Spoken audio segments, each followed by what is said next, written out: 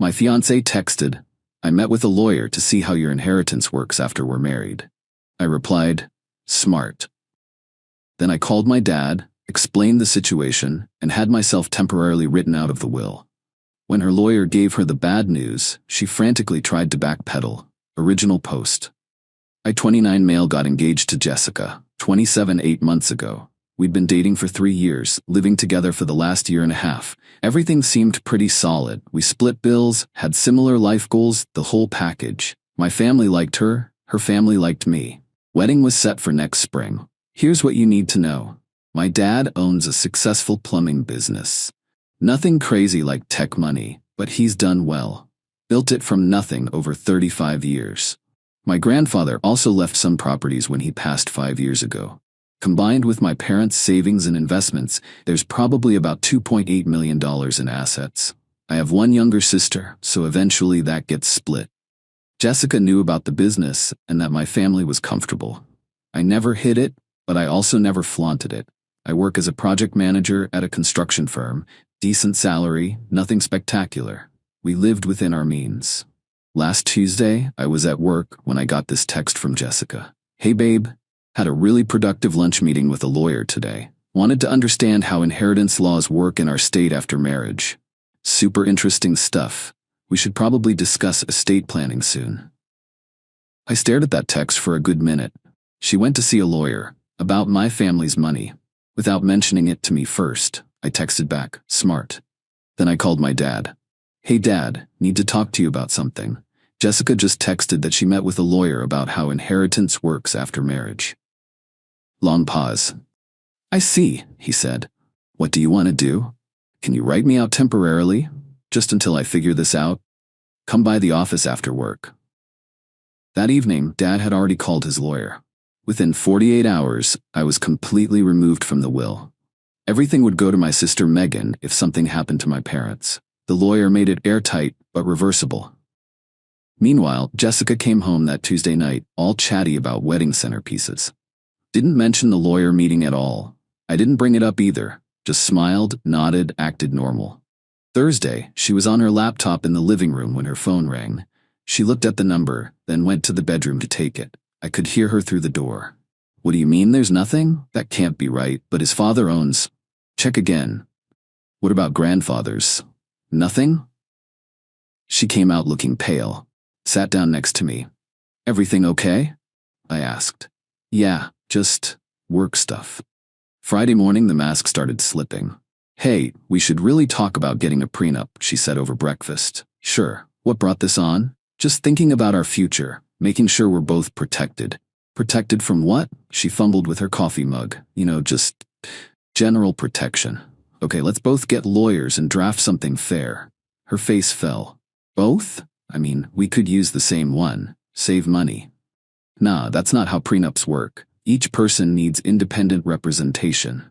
She dropped it, but I could see the wheels turning. Update 1. The next week was educational. Jessica started dropping weird hints about finances. Random stuff like, "Your dad's getting older. Have you guys ever discussed succession planning for the business? Megan seems really irresponsible.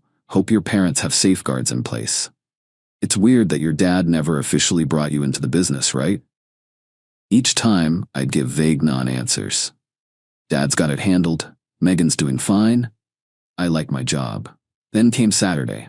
Jessica's mom, Diane, called asking if we could come for dinner Sunday.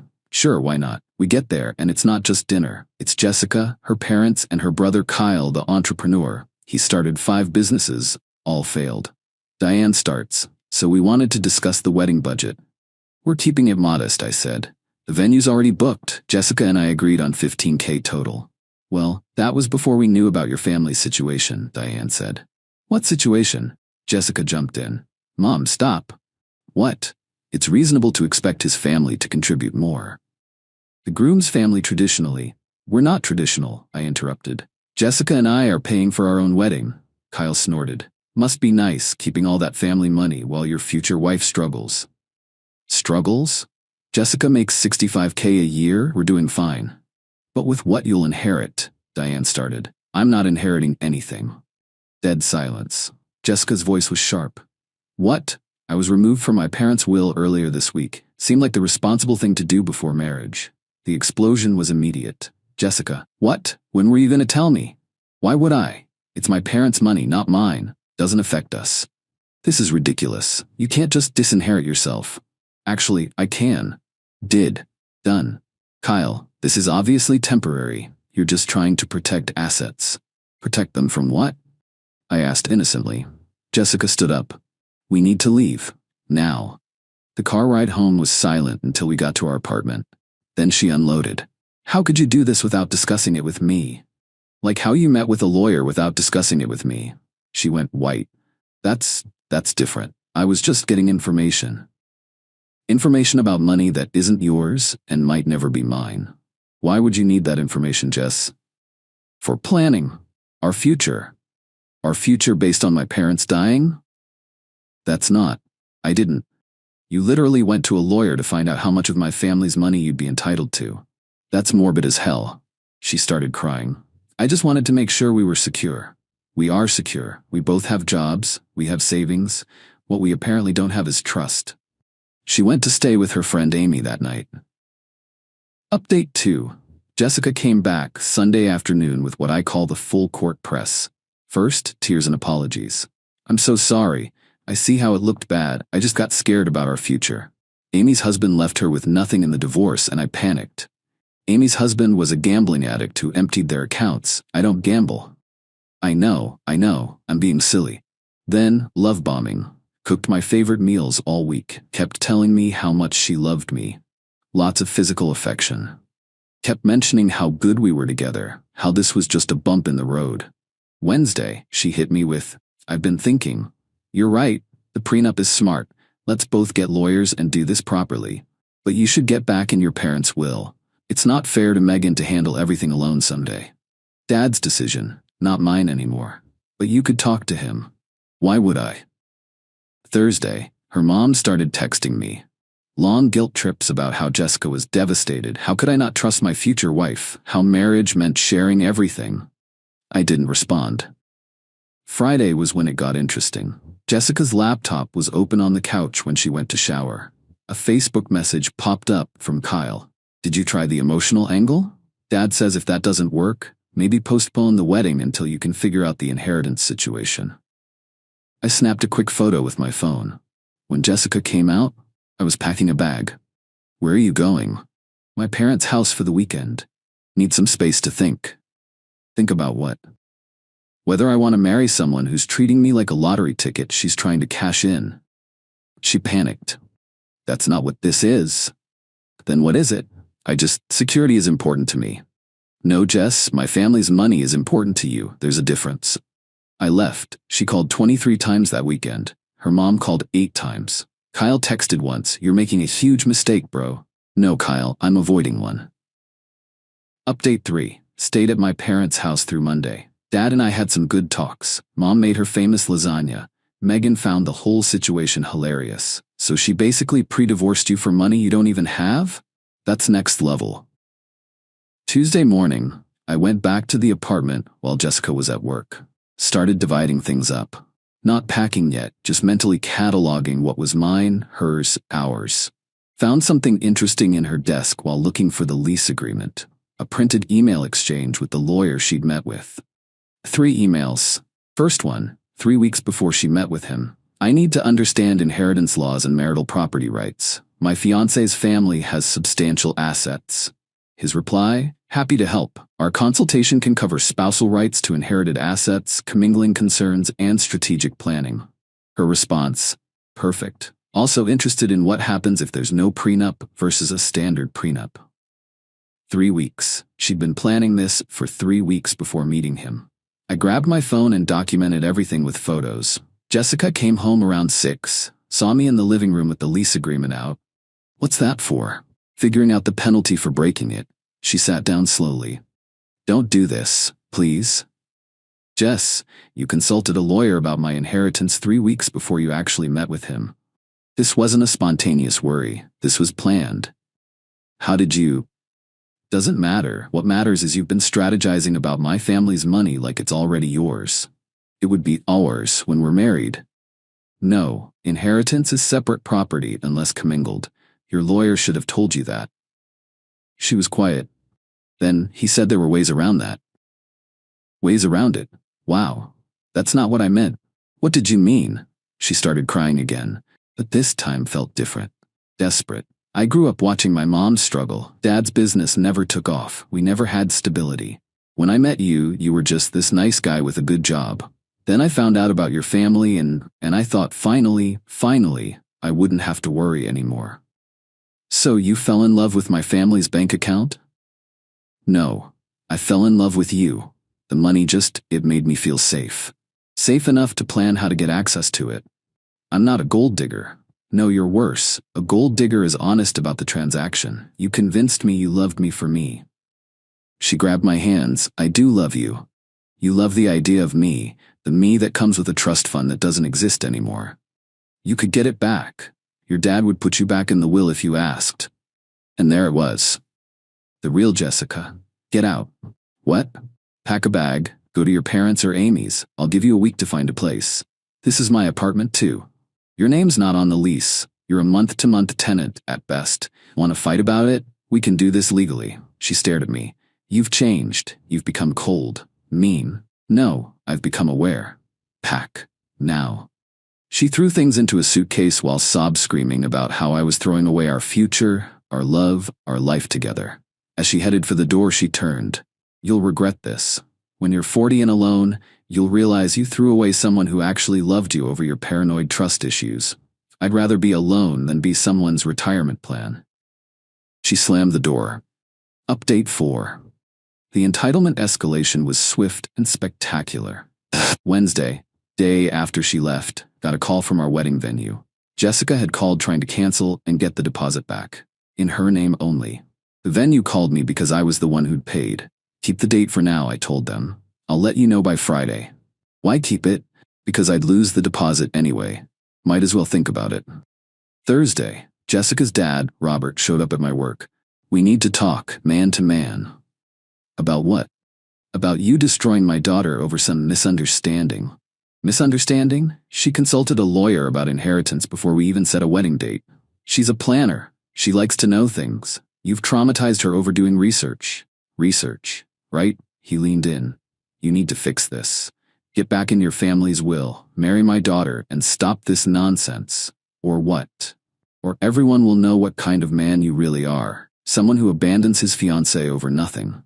Good. Tell everyone. Tell them she met with lawyers about my inheritance. Tell them she tried to steal our wedding deposit. Tell them everything. He left, but not before muttering about how I'd rue this day. Rue? Who says rue? Friday morning, got an email from Jessica. Subject line, formal demand. She wanted her share of the wedding deposits that I paid entirely, compensation for emotional distress, 3 months of living expenses since I illegally evicted her. Her engagement ring back? Wait, I bought that. She wanted me to pay her for the ring I bought. I forwarded it to my cousin who's a lawyer. He laughed for 5 solid minutes on the phone. Please tell me you're not considering any of this. Just want it documented. Saturday, the social media campaign began. Jessica posted a sob story about how her narcissistic ex threw her out with nothing after she tried to plan for their future. Her friends and family shared it widely. I posted nothing. But Megan went nuclear. She posted the screenshots I'd sent her of Jessica's messages with the lawyer, Kyle's Facebook message about the inheritance situation, and a simple caption, "When you try to rob my family, then play victim." The comments section was a bloodbath. Some of Jessica's friends quietly deleted their supportive posts. Sunday, Diane called in tears. You've ruined her reputation. How could you let your sister do that? I didn't let her do anything. Megan's an adult. Take it down. Not my post. Then make her. Make a 26-year-old woman do something? You obviously don't know Megan. We'll sue for defamation. Truth is an absolute defense. Your daughter wrote those emails. She was just protecting herself. From what? My non-existent inheritance? Click. Monday, today as I write this, the piece de resistance. Jessica showed up at my apartment at 7 a.m. with a U-Haul and 3 guys. Told them I was her abusive ex and she needed to get her things while I was at work. Except I work from home on Mondays now. Post-COVID schedule. I opened the door to find her directing these movers toward my furniture. "That couch is mine," she was saying. "I have the receipt that says otherwise," I said. The movers froze. They wanted no part of this. Jessica went white. "You're supposed to be at work. Schedule changed. Also, that's breaking and entering you're attempting." "I lived here." "Lived. Past tense. You have no legal right to be here now." The movers were already backing away. The lead guy said, "Ma'am, we can't take anything without proof of ownership." "I'll show you proof." She actually tried to push past me into the apartment. I stepped aside, let her in, then called 911. "I need police assistance. My ex-fiancé is in my apartment, refusing to leave." Jessica's face was shocked. "Pikachu. You called the cops? You brought 3 strangers to steal my furniture." She ran out before they arrived, left the U-Haul running in the parking lot. The movers had to come back for it, apologizing profusely, gave them $20 each for their trouble. Final update. It's been 2 months now since the U-Haul incident. Here's where everyone landed. Jessica moved back in with her parents. According to mutual acquaintances, she's telling everyone I financially abused her by hiding assets and manipulating the legal system. She's also apparently engaged again. Yeah. Already. Some guy she met on a dating app who treats her like the queen she is. I looked him up out of curiosity. He's 51, recently divorced, owns a car dealership. Good luck with that, buddy. Her family still occasionally sends nasty messages. I document everything but don't respond. My cousin says if they keep it up, we can file for harassment. Kyle tried to start rumors that I was mentally unstable and needed help, but nobody who actually knows me bought it. He's still living at home, working on business idea number 6, something about NFTs for pet photos. I'm sure that'll be the winner. The wedding venue? Turned out my buddy Trevor had been planning to propose to his girlfriend.